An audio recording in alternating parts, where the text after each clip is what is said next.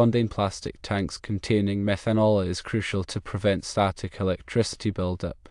Static can accumulate during filling or when personnel interact with the tanks, posing a potential ignition hazard.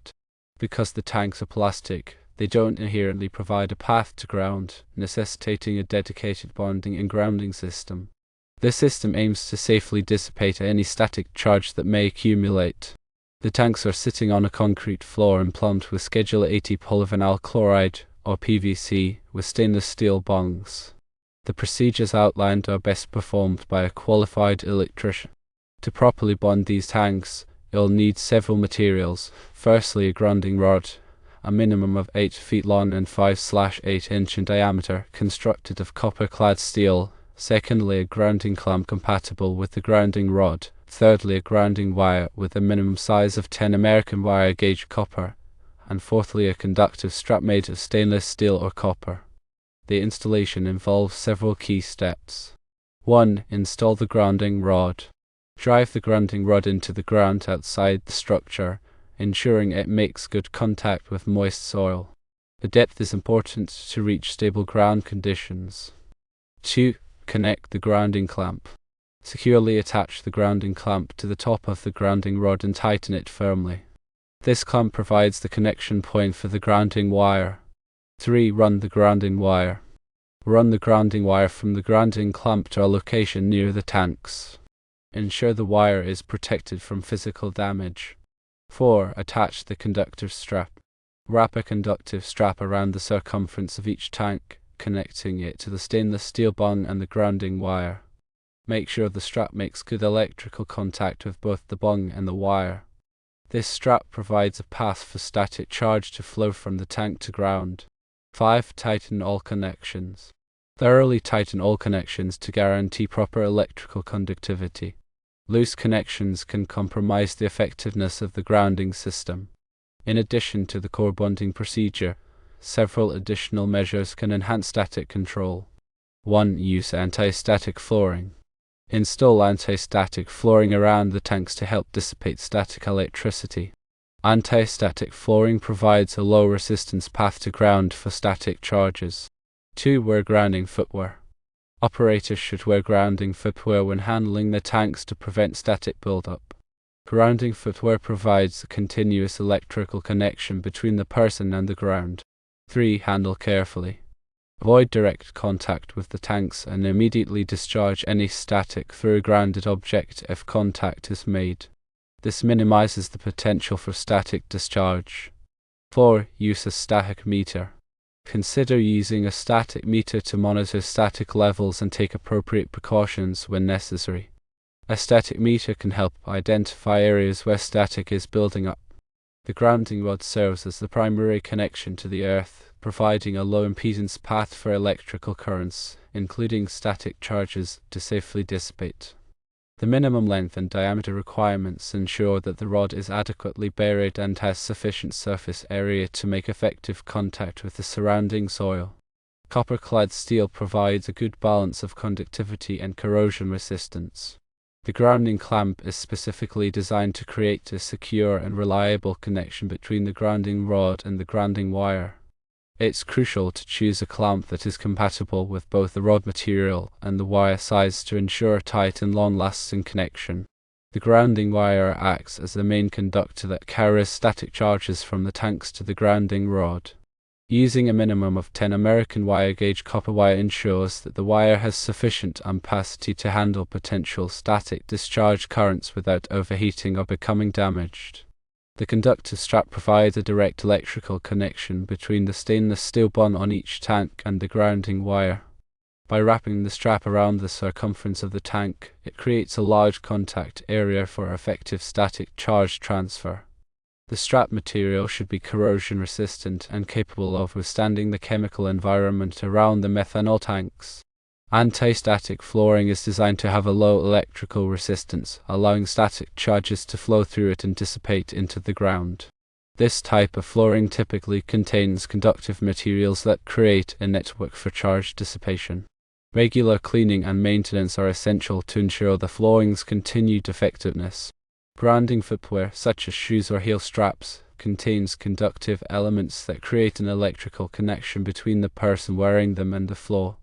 This allows static charges that accumulate on the person's body to safely discharge to ground, preventing them from building up and potentially causing a spark.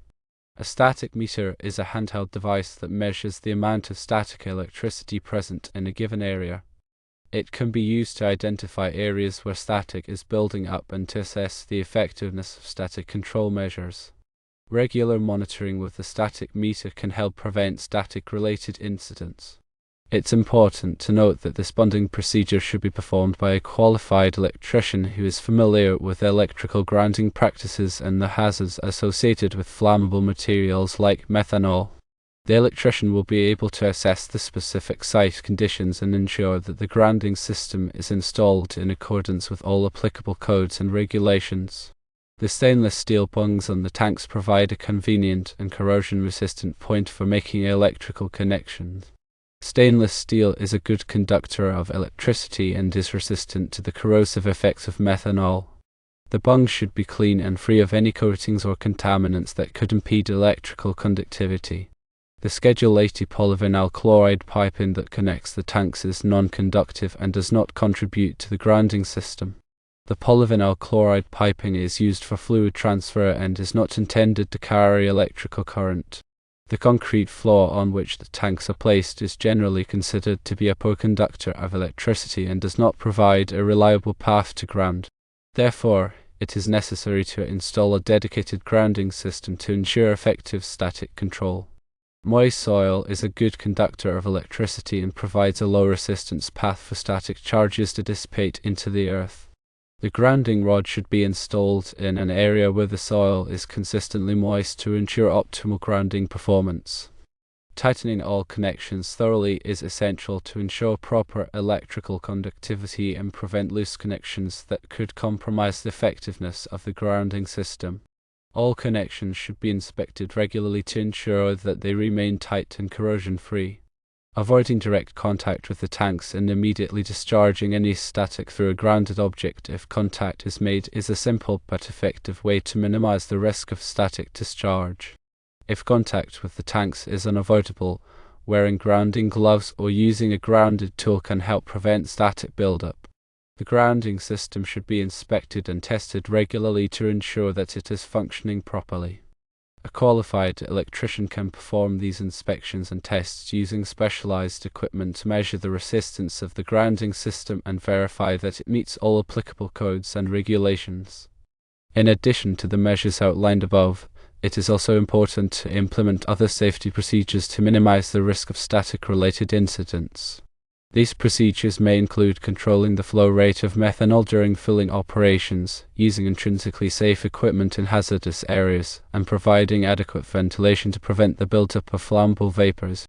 Static electricity is a common phenomenon that occurs when there is an imbalance of electric charges on the surface of a material. This imbalance can be caused by friction, induction, or other factors.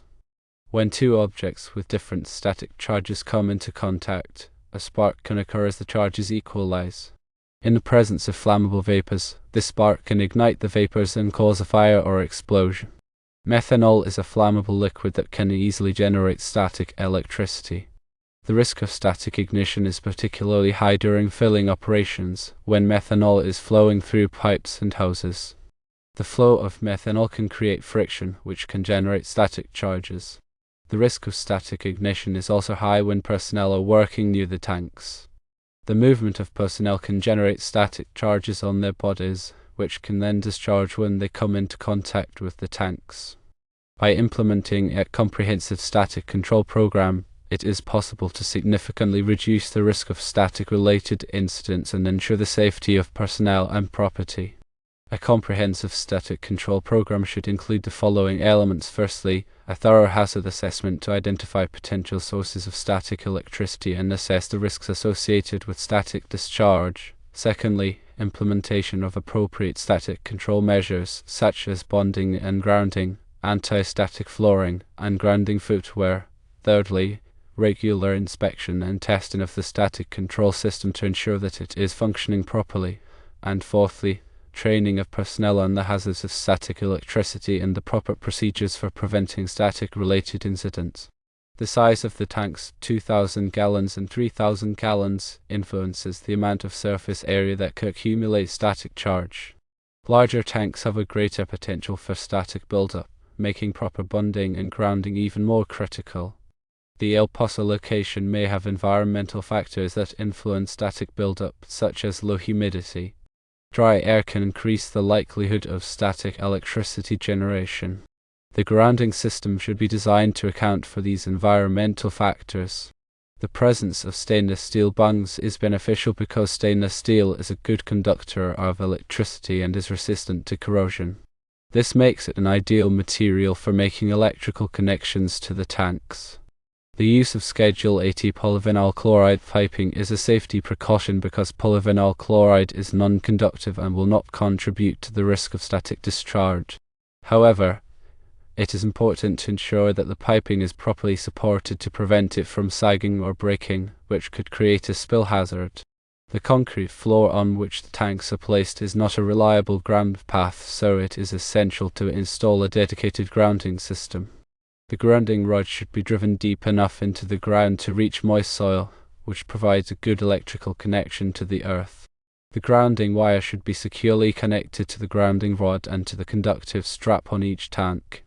All connections should be clean and tight to ensure good electrical conductivity. Anti-static flooring can help to reduce the buildup of static electricity in the area around the tanks. The flooring should be properly installed and maintained to ensure its effectiveness. Grounding footwear can help to prevent personnel from accumulating static charge on their bodies. The footwear should be worn whenever personnel are working near the tanks. A static meter can be used to monitor the level of static electricity in the area around the tanks. If the static level is too high, additional static control measures may be necessary. The bonding procedure should be performed by a qualified electrician who is familiar with electrical grounding practices and the hazards associated with flammable materials.